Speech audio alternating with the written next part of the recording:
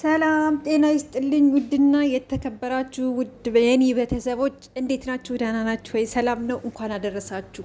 ዛሬ ቡሄ ነው። ምን አረጋችሁ? ዳቦ ደፋችሁ? ሙልሙል ነው እንጂ ዳቦ ድፎ አይደለም። ሙልሙል ጋገራችሁ? እንዴት ነው? ሁሉ ሰላም? እንኳን አደረሳችሁ። በስደትም በሀገርም ያላችሁ ማለት ነው የኔ ውዶች። ሰሞኑን ጠፋ ብያለሁ፣ በየቤታችሁም በራሴም ቤት ያው ስራ ጫና በዝቶብኝ ነው። ይቅር በሉኝ የኔ ውዶች። እና ደግሞ አንድ ውድ ቤተሰቦቼ እኔ ባይጠቅማችሁም ለእናንተ እኔ ሸር ሳረግ ደስ ይለኛል። እኔ ድሮ ሸር የማድረግ ጉጉት ነበረኝ፣ ብዙ ትውስታለኝ። አሁን ግን ሸር አታርጊ ሰዓት እንዲሞላልሽ ምናምን አሉ። ግን በዛ አይመስለኝም። ለዛ ነው ሸር የማላረግላችሁ የኔ ውዶች። ያው እኔ ሸር አረኩ አላረኩ አንድ ላይ አይመጣም ለእናንተ። ግን ለእኔ የእናንተን ቪዲዮ ሸር ማድረግ ለእኔ ክብር ይሰማኛል። በጣም ነው የምወዳችሁ፣ በጣም ቤተሰቦች ማለት ነው። ከብዛት ጥራት ጽድቅ ያላችሁ ቤተሰብ ስላላችሁ በጣም ነው የምወዳችሁ። ሌላው ያው ብዙ ሰው እንግዲህ ቪዲዮ እየሮጠ ነው። በፎቶ ላይ የምታዋት ልጅ ከእሷ እሷን ስታዩ ምን ተሰማችሁ?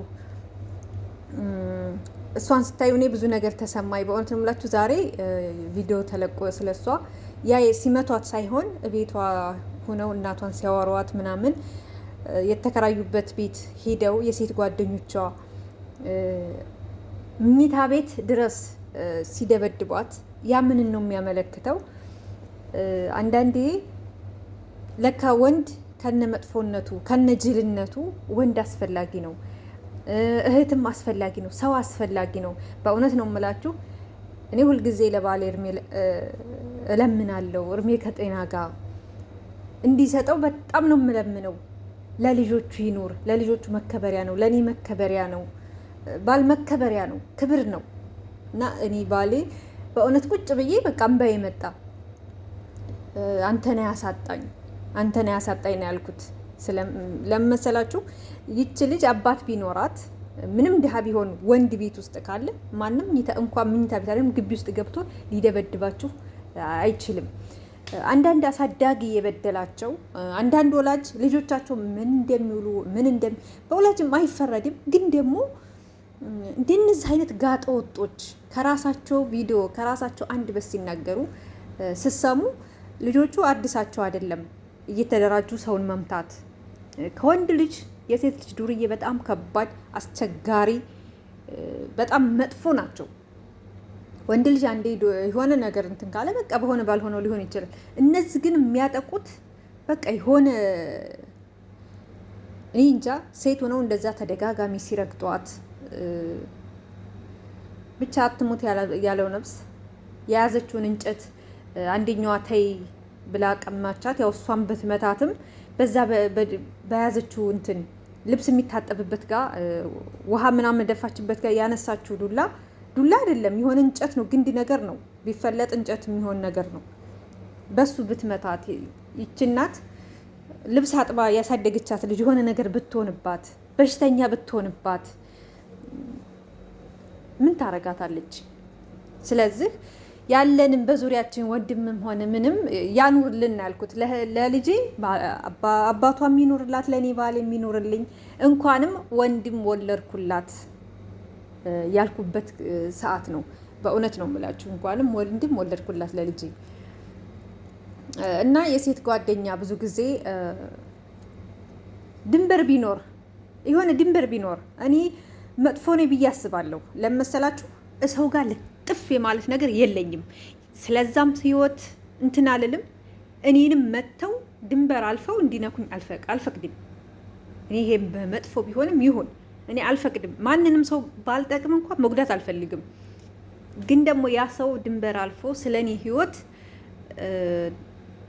መጠቀሚያ እንዲያደርገኝ አልፈቅድም። ስለዚህ ጓደኛ ስትይዙ ድንበር መኖር አለበት፣ መስመር መኖር አለበት።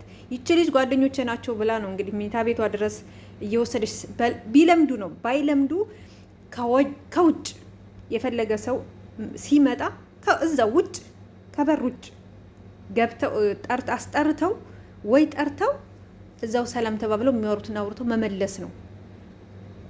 እና ያንን ተምሬበታለሁ። ለልጅም ይሄን ነው የማስተምረው። በእውነት ነው የምላችሁ። በቃ መስመር መኖር አለበት።